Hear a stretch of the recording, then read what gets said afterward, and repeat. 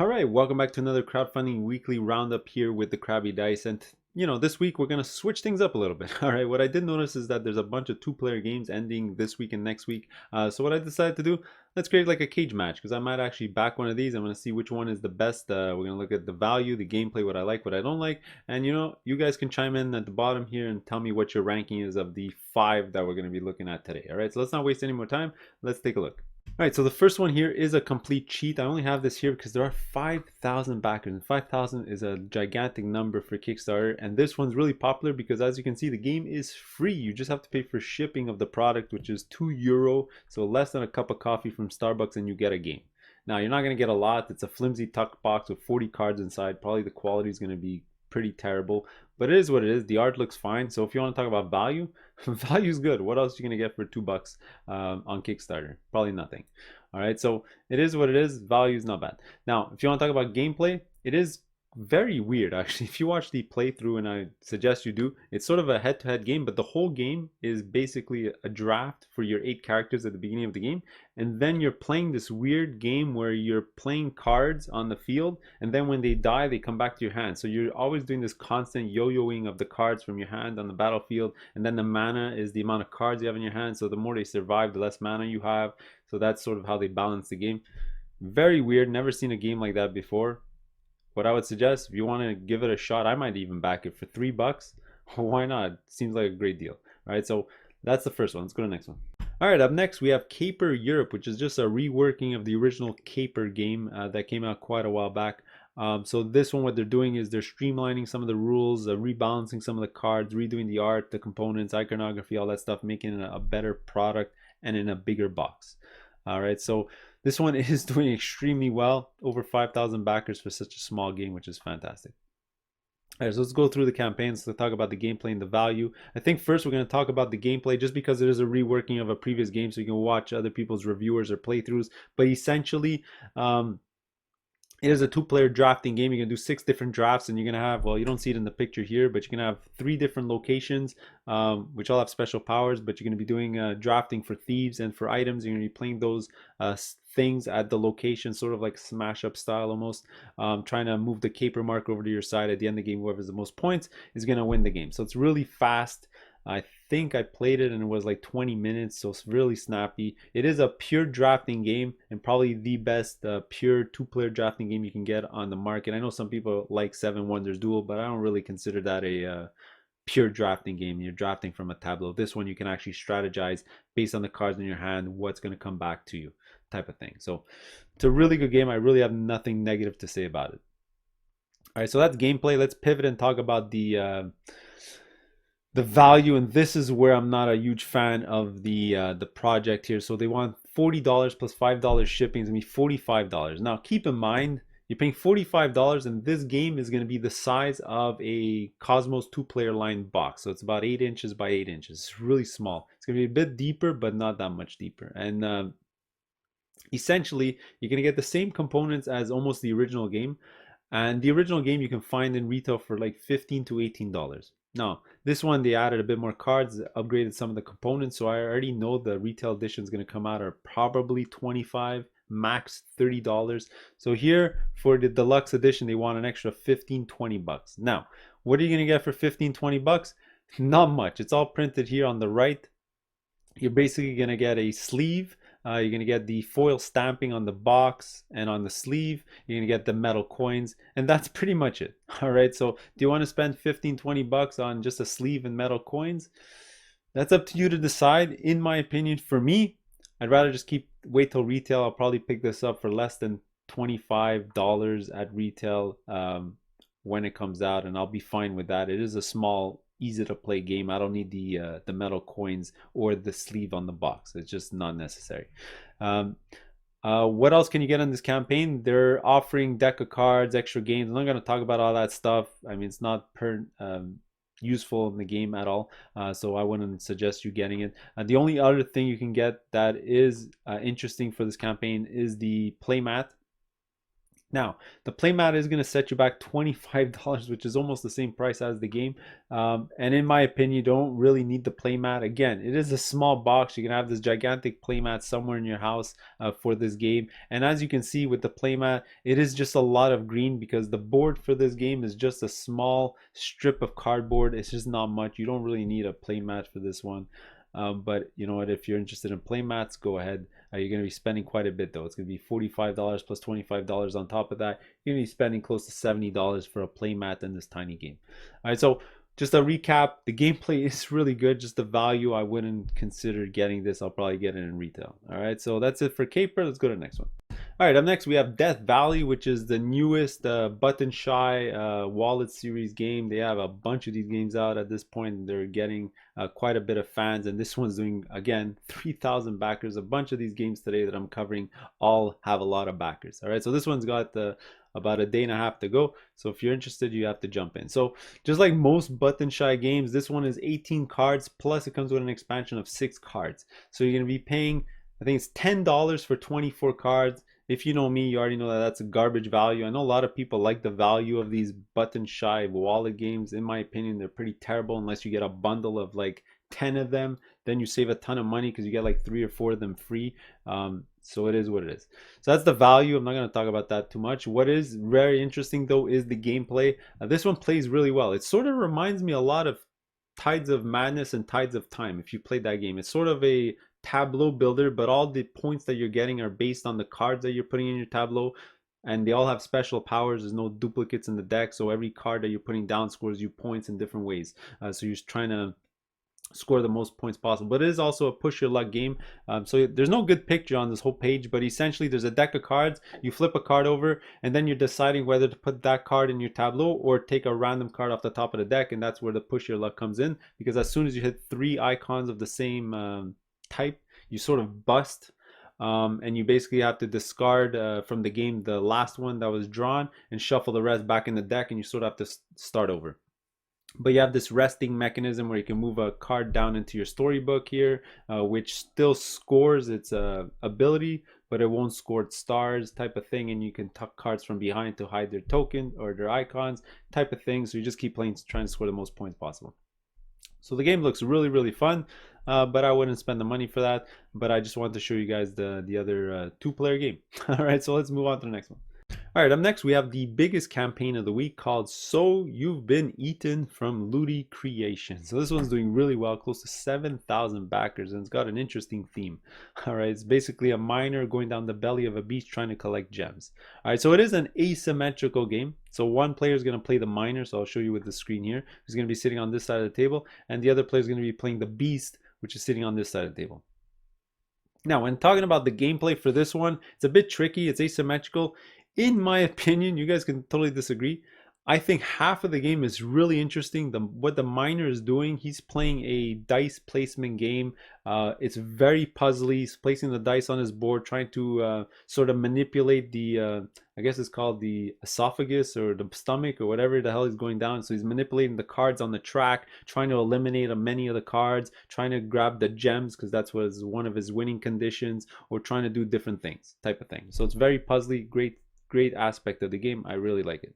Now, my problem with the game is the opposite side, which is the beast. Now, I must have watched 3 or 4 different playthroughs, and the beast, I could not be more bored watching somebody play the beast in any of the playthroughs. I mean, you're pretty much on autopilot. In my opinion, there's almost no decisions to be made if you're playing the beast. I mean, the game plays itself. On your turn, you're basically, you know, you're looking at the stomach. It's missing 3 cards. Your choice is which 3 cards from your hand are you going to place onto the track. Not much of a decision. After that, it's not much of a decision because your decision is obviously based on, you have these cards here which are called the objective cards, which are going to say have this amount of cards of type in the stomach, or these colors come put together in the stomach. So obviously you're going to try to put those cards out to get those objectives, because those cards are A, one of your winning conditions, and B, special powers that make you even stronger. So that's what you're going to obviously try to do. I just don't see where any of this decision space is. And then you have this weird mechanism at the end of your turn. You put down a colored card, which is one of the 4 bacterias on your board. And if at the end of the miner's turn, the bacteria closest to him is that color that you randomly picked, so 1 out of 4 chance, then he gets extra damage, or you get to lock up one of his unlocked abilities or whatever it is. Just a stupid mechanism. I don't really like it. So it's a game of really 2 halves. I'm really interested in one of the parts of the game, but I could not be more bored on the autopilot beast version of the game. I don't know, if I would get this game, I'll definitely just play solo and just play the miner against the AI robot. That being said, it is a 0 to 2 player game. You can play either just the beast or the miner against an AI system type of thing. All right, so let's just go on. Let's talk about the value. And again, I think I'm going to be repeating a lot about what I'm going to be saying today. This is very, very, very similar to Caper. I mean, first, the box is pretty much the exact same. It's going to come in a 2-player Cosmos type of box. And what do they want for the components of this box? It's $30 plus $10 shipping, $40. So that's for the basic version. Already we know you're on Kickstarter, never get the basic version. You'll probably get it later in retail for much less. And I have no doubt this is going to be probably $30 in retail. There's not much in the box. I don't know why you'd pay $40. You're getting 2 boards, less than 100 cards, and 3 dice, and half a sheet of cardboard tokens. Not much in this box. 2-player line, they usually go between $25 and $35. That's what you're probably going to pay for this. All right. So that's the basic retail edition. After that, you can get the premium edition, and it just gets more and more expensive, in my opinion. And now you're talking about $40 plus $10 shipping, so $50. And what are you going to get for the extra $10? Well, you're going to get these 8 acrylic gems. You're going to get these 4 screen printed bacteria tokens. You're going to get the wooden robot miner token, and this mini expansion that's probably going to be available on the BGG marketplace in a year for $5 or less, and they're going to throw that in. Now all this, they're saying you're going to save $4. Already I'm not blown away by this deal. I mean, for $50 for all this, I mean, I can just go get these gems at the dollar store and then probably get on these things on Etsy or something. It's just, I'm not blown away by the value. And then finally you get to the collector's edition. This is where it gets just super ridiculous. You're going to be spending $60. And what do you get for $60? You're going to get everything that I just mentioned in the premium version. You're going to get a bigger box. And essentially what they're going to add is these 3 acrylic massive pieces of plastic that replace the 3 tokens from the base game, which look pretty cool, but they're really not necessary. A pretty crappy dice tower that's just made out of cardboard. I don't know where you're going to keep this thing, or if it folds back into the box. And you're going to get 3 tuck boxes. That's it. Is that worth $10? These 3 acrylic things, this dice tower, and 3 tuck boxes? I don't even know how that's $10. And a die. What, a green die. It's design not final. I hope so, because this is pretty ugly die. But okay, again, if you look at the whole product in its entirety for $60, I just don't see it. It is what it is. Plus, I'm only interested in half the game. I mean, you guys can let me know down below if you're interested in this one. It's got a lot of backers. A lot of people are interested. I'm guessing a lot of people are interested just because of the theme of the game. I don't know if a lot of people are even looking into how the game plays, but that's So You've Been Eaten. All right, up next is Heroes of Normandy, the Big Red Edition, which is the biggest box we're covering today, but it has the least amount of backers, obviously, because it's more expensive. So this one's got 1,600 backers with 140K raised, with still 4 days to go, which is fine. All right, so this is from Devil Pig Games, and pretty much they do all the Heroes of Normandy and Shadows of Normandy things. All right, so Heroes of Normandy Big Red Edition is a new edition of the previous game. They're just updating some of the artwork, the rule book, which was a complete disaster in the first edition. They're reworking that stuff. And what's important to note that it's fully compatible with the previous expansions, because this is not including all those expansions. So if you have all those terrain expansions or team expansions and all those things, you can fully play with them with this edition, and you don't have to go buy them again. All right, so which is great. All right, so let's talk about gameplay. I'm not going to talk about it too much. It's a very simple, under an hour skirmish. Almost think of like Memoir 44, not the same rule set, but the same time frame, same weight of game, where you're going to be moving your troops across the map. It does use the I forget what these tokens are called. It's like the ordering system where at the beginning of your turn, you're going to order your troops and then you're going to reveal them and then you're going to order them in the order that you assign them. So this troop's going to go first because there's a number one. This one's going to go second, third, so on and so on. And the opponent's going to do the exact same thing. What's cool about this game and that I really like it, I did play it a while back, is that all the information about the game is on the board. So all the terrain, modifiers are printed on the board. All the stats of all the things, the characters, they're on the board or on your little sheet thing over here that have all your extra stats. So it's really easy to play. You never really have to go look in the rulebook. Once you've played once, you know how everything works, because there's stats on how each unit attacks the militia, light vehicles and heavy vehicles. So it's really simple, and you're just basically shooting each other. What I do like also is there's two modes of play. There's you can go through all these scenarios, which are pretty well balanced. You just have to use the same troops that they mentioned in the book, or you can play this sort of point system, sort of like Warhammer style. It's going a bit of too much detail in my opinion, but you can make your own like team, face off against your opponent, say like a 200-point scale, and face off against each other and see who wins. All right, which is great. So gameplay looks good. I've seen a bunch of different reviews. I did play it a while back and it was pretty fun, and it's really snappy, like an hour max, and you're done. All right, let's pivot and talk about value. This one's kind of weird. It's one of those projects where the more you spend, it's actually getting worse in value. That's complete opposite of 99% of projects out there. But you know what? There's 4 different pledge levels. Let's just go through them. The best value in my opinion is the pledge 1. This is if you already have the original edition of Heroes of Normandy. You can get an upgrade pack, you'll get the promotional item, and you'll get the stretch goals. All right, this is going to set you back about $50 with shipping. Now keep in mind, all the Heroes of Normandy big box expansions usually cost in at around $45. So you know, paying $50 for a big box expansion, the promotion, and the upgrade pack, it's fair value. You're not saving that much money, but it is what it is. All right. After that, you go to the next pledge level here, which is the oddball pledge, which is, I would definitely suggest you don't get this. So this is going to be $42 plus $12. So we're looking at close to $60. So let's say $55-$60. What's weird about this one, this is just the core game and the promotional items without the stretch goals. Why anyone would pledge for this, I have no idea. You can get the base game of Heroes of Normandy in retail for like $50. So if this comes to retail, it'll be $50. Why you would spend close to $60 for this? I mean, if you're afraid that it's not going to come to retail, go ahead and get it here. If not, just wait till retail. I don't know.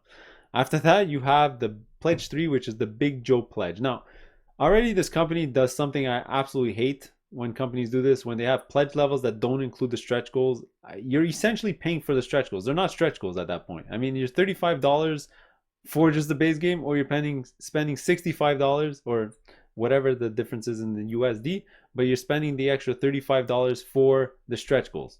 So you're paying for them. It's not like it's free. You're getting more money. You're paying for it. So, I mean, it's still a better value than just to get in the core box. So already you're spending, you know, $78 plus, let's say $20 shipping. So you're spending close to $100 even.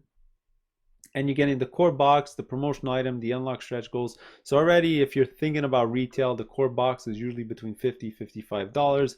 This extra expansion, big box expansion, is $40 to $45. This promotional item you can get on the website for $10. You tally it all together, it's almost $105. You're saving like $5 overall. So is it a great deal?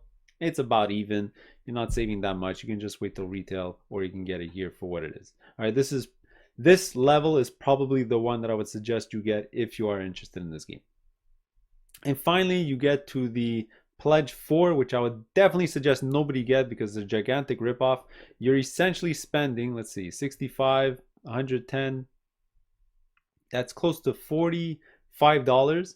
And what are you getting for an extra $45? You're going to see here, the only things you're going to get in addition to what was previously marked was boxes and sleeves.